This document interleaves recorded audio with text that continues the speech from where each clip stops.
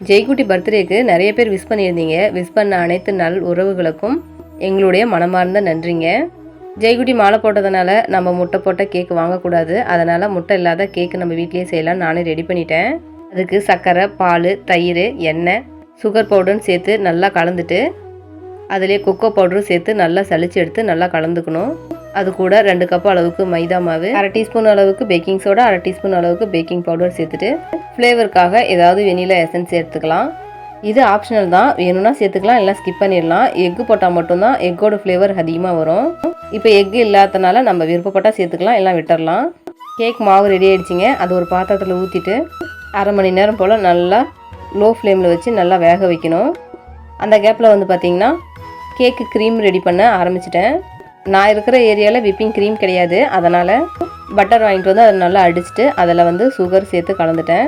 ஃப்ளேவருக்காக cocoa powder சேர்த்துட்டேங்க. இதை வந்து இப்போ ட்ரெண்டிங்கில் வர மாதிரி ஒரு அழகான பாக்ஸில் வந்து ரெடி பண்ணிட்டேன். உள்ளே வந்து சுகர் சிரப்லாம் ஊற்றிட்டு கேக்கை செட் பண்ணிவிட்டு க்ரீம் போட்டு அதுக்கு மேலே சாக்லேட்டை வந்து நல்லா துருவி போட்டுட்டேன். டேஸ்ட் உண்மையாலுமே சூப்பராக இருந்துச்சு. கேக்குக்கு மேலே டிசைன் பண்ணுற நாசர் நம்மக்கிட்ட இல்லை. அதனால் பாக்ஸ் கேக் ரெடி பண்ணிட்டேங்க. ரெடி பண்ணிவிட்டு ஜெய்குட்டியும் கொடுத்தாச்சு. ஜெய்குட்டியும் சூப்பராக வந்து ஹாப்பி பர்த்டே கொண்டாடிட்டாங்க. எங்களுக்கெல்லாம் கேக்கு பிடிச்சிச்சோ இல்லையோ, ஜெய்குட்டிக்கு ரொம்பவே சூப்பராக பிடிச்சிருந்துச்சு. அப்புறம் பக்கத்தில் இருக்கிற குழந்தைங்களாம் கூட்டிகிட்டு வந்து அழகாக கேக் வெட்டி எல்லாம் சூப்பராக என்ஜாய் பண்ணி இன்றைக்கி ஜெய்குட்டியோட பர்த்டே செலிப்ரேட் பண்ணியாச்சுங்க.